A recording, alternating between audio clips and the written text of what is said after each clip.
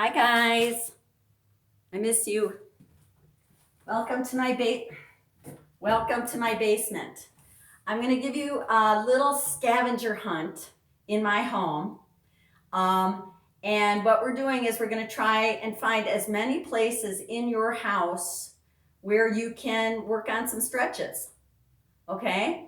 My beloved colleagues are much better dancers than I am at this point, and they can give you technique classes. So what I want to do is be a little creative and give you some stretches because you know I love me a stretch. So this is my basement, and these are my basement stairs. First thing that you can do, and I'm not going to do this for long, Stairmaster.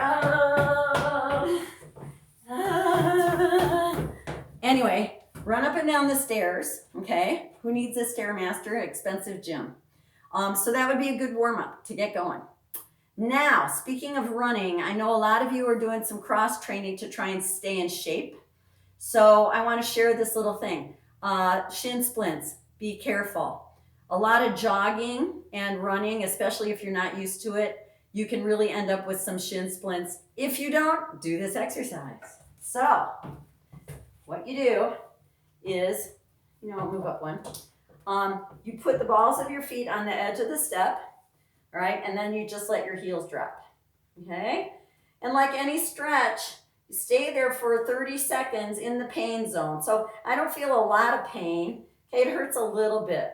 But by stretching the backs of your calves, you're going to avoid those painful shin splints later.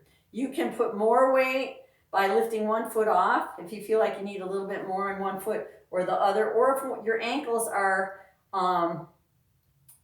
stiff, okay? This will also give you a real nice demi-plie. Good. Okay, so that's number one. Number two, the thigh stretch. Now, if you do this lunging, which we do all the time in class, all right, you know that you're putting the full weight of the body, all right, onto that knee. And that can be a little bit dicey. So what I want you to do is on the stairs, you don't have the full weight of the body, but you're still getting the same stretch. So again, back leg parallel, front leg parallel, and then you can press. Actually, you can press a little bit deeper than you can when you're doing this flat on the floor. All right, because you don't have that full weight on your knee. So you can even go a little bit more with that hyperflexion here because it doesn't have a whole lot of weight on it. All right, make sure you do both legs. We train bilaterally, and this is an instructional video, so I'm not gonna stay in my stretches for the 30 seconds. But what I love about this is you can chart your daily progress, okay, by going up a step, all right? So if I was here before, I might want to go there the next day, or even, and you do the same drill. And then the next day, a little bit higher, all right? And I don't think I can reach up there, but you get the idea, okay? Another fun one to do on the stairs are push-ups. Same thing. I'm old and I'm feeling a little bit of arthritis in this shoulder joint. So to actually have my whole body in a plank on my hands is a little bit painful in there. Just wait, you'll have your turn. So you lean into it on the stairs and you have a little bit less pressure on those joints. All right, so you just plank out. All right, so with the body in a plank, so hips forward, no peaks and valleys like Judy always says. Have your hands opposite your shoulders, parallel, fingers facing ahead, all right? And then with your elbows going into your body or against your body, you just bend your elbows, all right? So that's, it just doesn't give you as much pressure, whoa, I'm slipping, on the shoulder joint, okay? And also on the wrist. So now I know a couple of you I've seen in class, you really can't do that full hyperflexion of the wrist. So this will relieve that a little bit because my weight's mostly on my the heels of my hands. But now the fun part, go up one. All right, and same thing, keep your elbows dropping down, keep your hands opposite your shoulders. And now, oh, I'm feeling this more, okay, under my scapula, all right, rather than before I was feeling it a little bit in my lats. And then when you get up here, this is starting to look like a Pilates torture machine. But up here, same thing. Whoa. I'm just bending slightly, but boy, do I feel that in my deltoid, okay, my shoulder caps, and also in my triceps. Wow, that's fun. All right. So those are some exercises you can do on the stairs. Now I'm going to make you dizzy because I'm not turning off the video, but we got to do a tour of my house, so bear with me. I hope you guys are appreciating I wore my beautiful day glow outfit and my tights with the skulls on them. It's important to keep up morale. You got to keep laughing. Oh, wait, I want you to see this beautiful refrigerator. My refrigerator died yesterday. And let me tell you something. Moving a refrigerator is really good exercise. So welcome to my kitchen. Let's put you over here. Now, you guys have all done this. All right. The kitchen counter is the best bar that you can have because it's made for working at waist level. All right. So you can do all your stretches, and I'm sure you have at your kitchen counter. I hope your mom doesn't get mad with your dirty foot up there. But I live alone, so what the heck? Ha ha. Let's review. Now, my kitchen's not really big enough to do my side stretch, you know, the one that I love so much.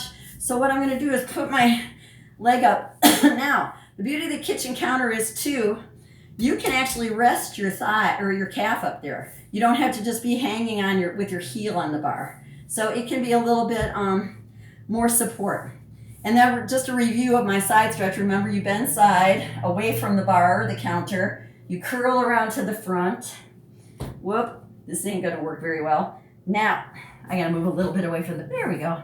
Now you plie more. Both legs are turned out and your pelvis stays straight up and down. And then you slowly open up. So you can do that about a million bajillion times. Then, when I was goofing around my kitchen, I got an even better idea. I have this little island. Okay, it's a table, but I call it an island. It's as much of an island as we're going to get in my little house. But what if you put one leg on the counter and then the other one on the island?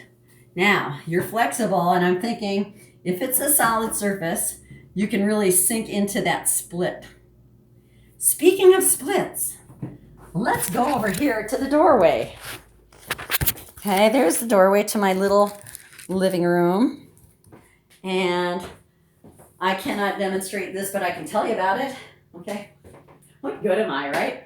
And some of you I know have done this, but find a doorway. Now this is a pretty narrow doorway, so you better be stretched out if you have a narrow door. And same thing, don't make your mom mad, but take your shoes off. Get your leg up there in the split. Okay, so leg up, all right? And once your leg's up there in the split, let's pretend I'm in the split. You're going to, oh, actually, this is good for, all right? You walk yourself up the door. This is actually really good for my thigh. Woo! But if you guys are super stretched out, you could do it in a split. But right now, I'm feeling a quad. Ooh, that feels good. So try and push your hip forward instead of letting it go up, and you'll get yourself a nice quad stretch. Ah, who knew? Your house could be so fun.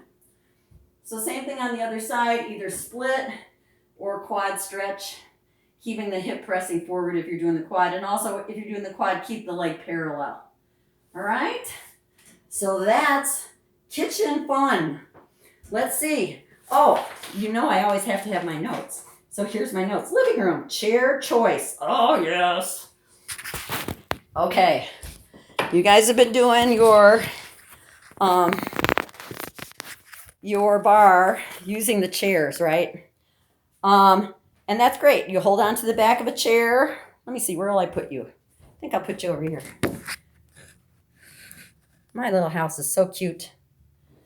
Okay, so you can take a big old chair like the one I have and do your bar, all right? And it's real good to have a nice, steady, stable surface or anchor, all right, for your ballet bar. But you know what I was thinking? I also have this little spindly tiny chair. And some of you, Martina, that are really pushing yourselves, okay, that would be kind of an anchor where you cannot put as much weight or it's going to move, right? So that might be good to practice your balances, right? Because you can't kind of hang on it. It might be good. Now, obviously, again, don't piss your mom off. You're not going to put your leg up here. But in terms of balances, something that doesn't support your weight as well, all right, might be something you want to try for your next ballet bar, all right? It's almost working with your hand not on the bar at all or very little. Okay, another one. Let's see if Amy will let me do this. You have to come down here. Is the couch. Okay, the couch is your friend. Hi, Amy. What do I mean? You know I have no feet, right? So, Amy, get out of here. What you can do, she's going to come in. Yeah, stop it. Don't knock that over. Good. Come here, Amy. Good dog. All right, is put the arches of your feet. Now, be careful. You might want to put a towel or something on top. But you put the arches of your feet under that couch, okay, with your knees bent. And then you just slide your butt back, and try and straighten those legs. Now, see with my broken ankle, I can't stretch that, right? That's how bad my foot is. But I'm really feeling the stretch of the arch on the right foot. And you might have to kind of ooze around a little bit until you find the exact place. But there, I'm feeling that, and I'm staying in that for at least 30 seconds. We used to have an old faculty member that used to say, get a 6-pack of beer and sit in front of your television in the splits. I'm not advocating that, but you know what? Stretching in your house, it isn't a bad idea because it's an environment where you're really relaxed. Nobody's watching you. It's just you, okay, or your dog. So take advantage of this time, this opportunity, right? So, whoa, oh boy. And then you might look at that foot and see, that's a pretty good arch for Paula, at least for my right leg, right? So the couch stretch.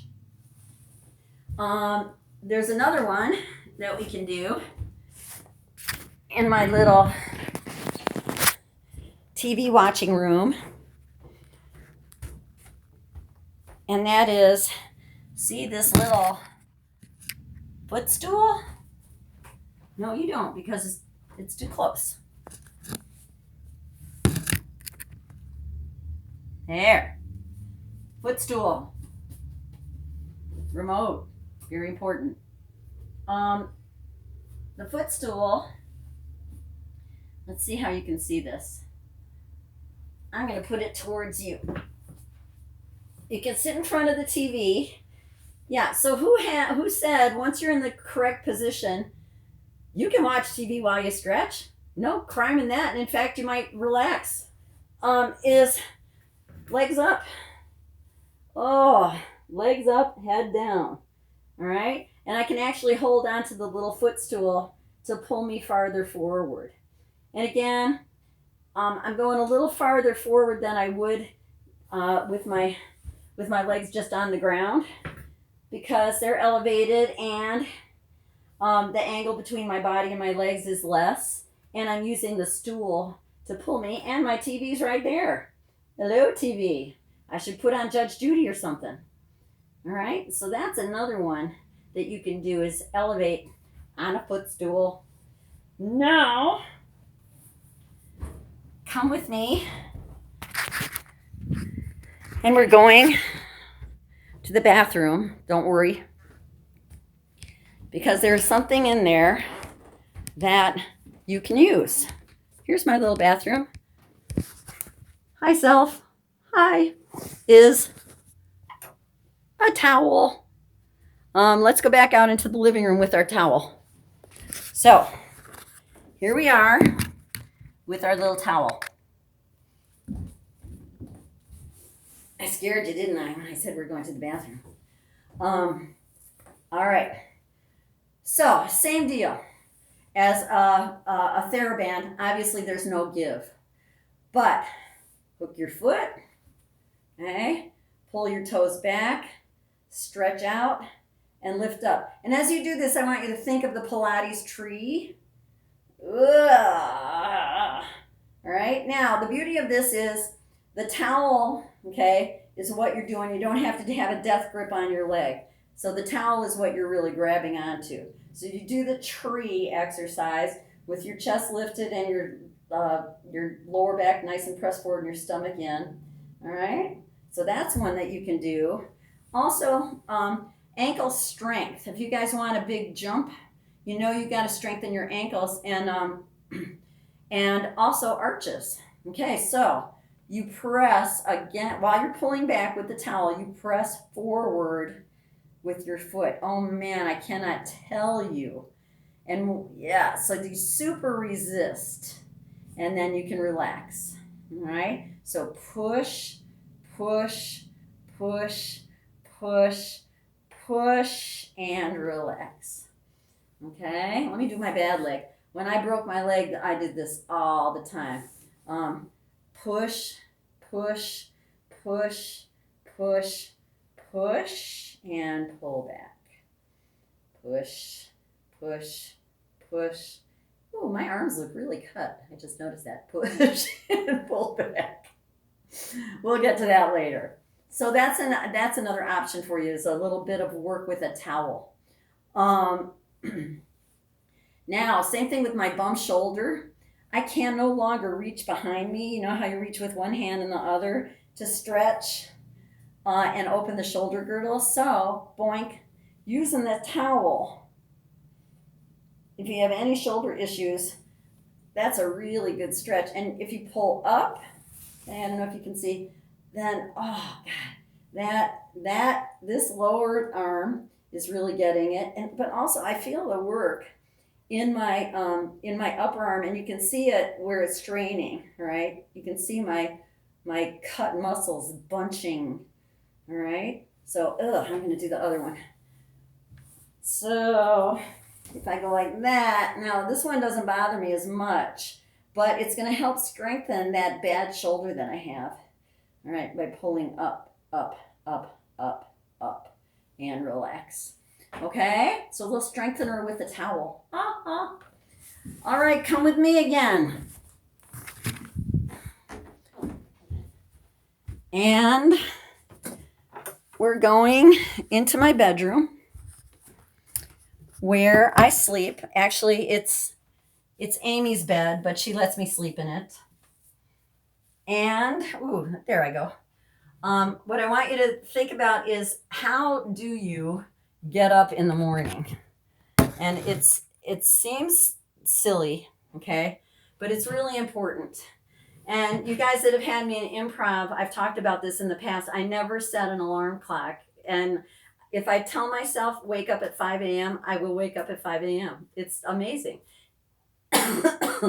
You could train your biological clock to do that. It's really cool, because what they've said is waking up with an alarm, okay, being jarred awake, is really not good for you on a lot of different levels. It kind of frightens you awake, which is that's not good for anybody to start the day. So while you've got time and you don't have to set your alarm, just play around with it. Even if you sleep in, say, I'm going to wake up at 9 o'clock. And after a few days, I bet you'll do it. So anyway, but then when you first wake up in the morning, what I like to do, right, is kind of take, and when you're old, you'll do this, but you take kind of stock of how you feel. If you've done something the day before and you're going to be sore, you'll feel it. You'll feel it when you're just moving around. For me, I have trouble with my hip flexors and my piriformis. So the first thing I do, even before I get out of bed, and Amy thinks I'm crazy, but I do it anyway, is I give myself a nice stretch. Okay, this way. And then if my piriformis is particularly bothering me, I hold on to my ankle and I just move it back a little bit, and I give myself a nice stretch. Then, because we know that the spine is the center of the dance universe, I just throw my legs over the side and I do a roll down. Oh, and that feels so good. So, God knows what your spine has been doing when you've been sleeping, right? Sometimes you get that crick in your neck from sleeping wrong.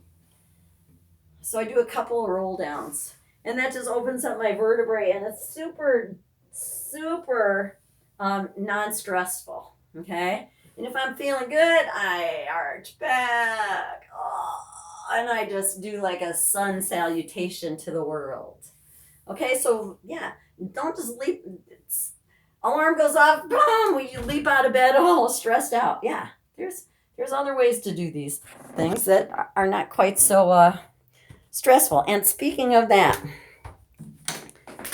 if you've done my tap class, you'll recognize this room. But this is my little studio, and this little alcove is where I go to meditate.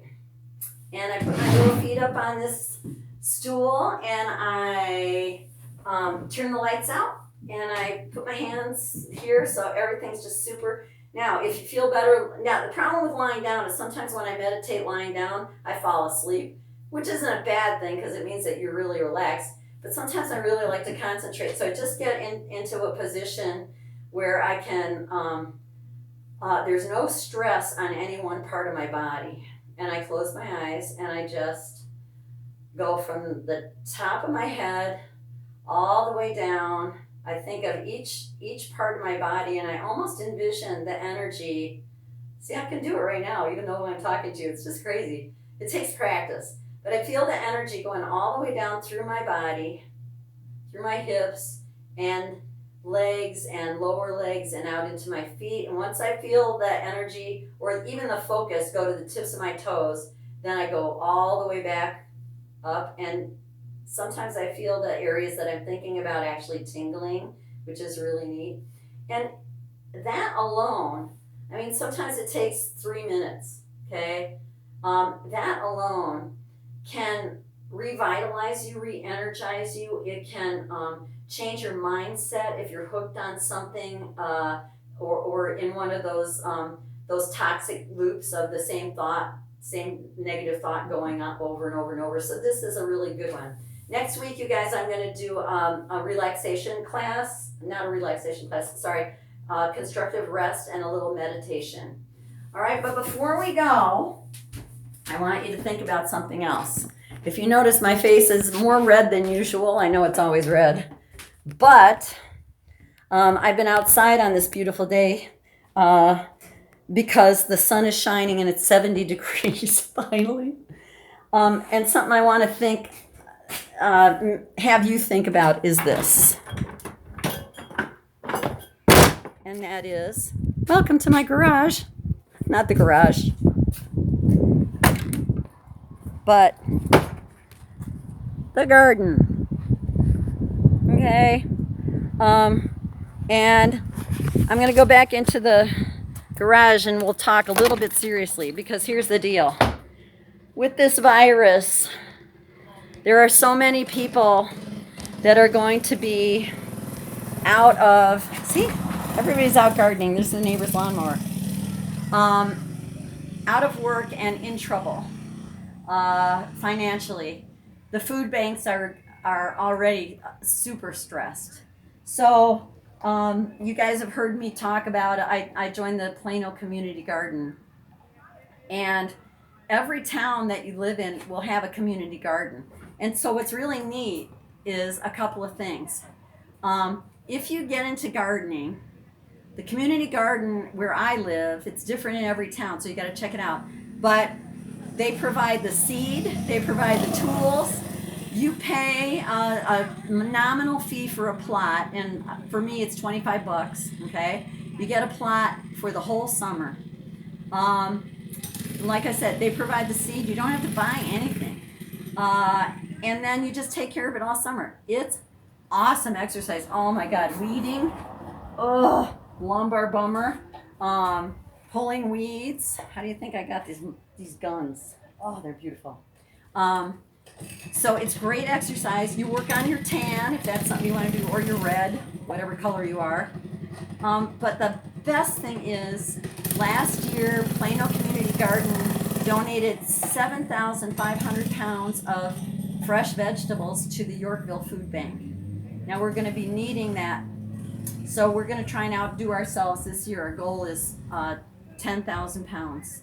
And if you guys can make a commitment to do a community garden project, that would be great. And it's even more fun when you know that you're helping other people. And some people are going to be in a world of hurt. All right? So, next week, we're going to talk about constructive rest and a little meditative practice. All right? I love you guys. I miss you. And we'll be together again soon.